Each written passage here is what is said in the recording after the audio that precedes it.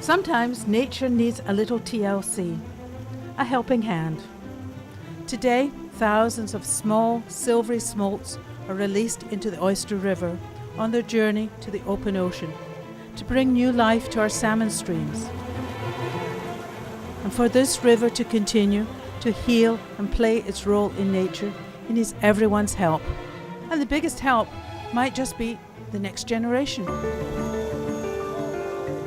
Here, out in the open, students learn the challenges and threats to nature.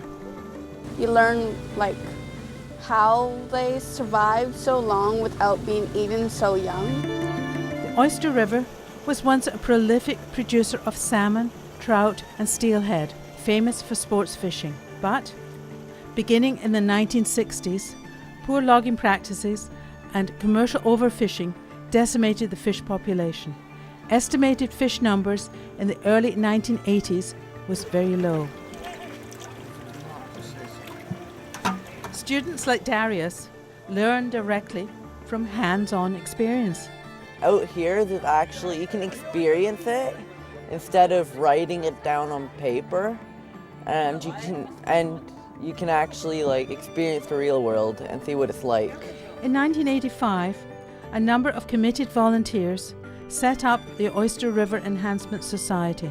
Today, nearly 30 years later, the fish hatchery has an incubation capacity of over 2.5 million salmon eggs, coho, pink, chinook and chum. Society President Bernard Lesurf is pleased to show on a chart the millions of adult salmon now returning to spawn in the Oyster River, thanks to thousands of hours of dedicated effort by volunteers. Now, learning in the field certainly has its benefits. Well, basically, it's hands-on learning, a lot of that, and these kids signed up for it specifically for things like this. And when they're outside and when they're doing it, we could read about this in a book, but so much better when they're actually physically doing it, yeah. It's a great way to have the young people become involved in these kind of volunteer operations, and sort of an interactive thing. The kids get to interact with volunteers, and the volunteers just love working with kids here. Students learn how to give nature a big helping hand. It's outdoors and you get fresh air and it gets you out of the house instead of playing those video games and stuff like most people do these days. Regeneration of fish? It's up to our next generation to give a helping hand at the Oyster River Enhancement Hatchery at Bear Creek Park.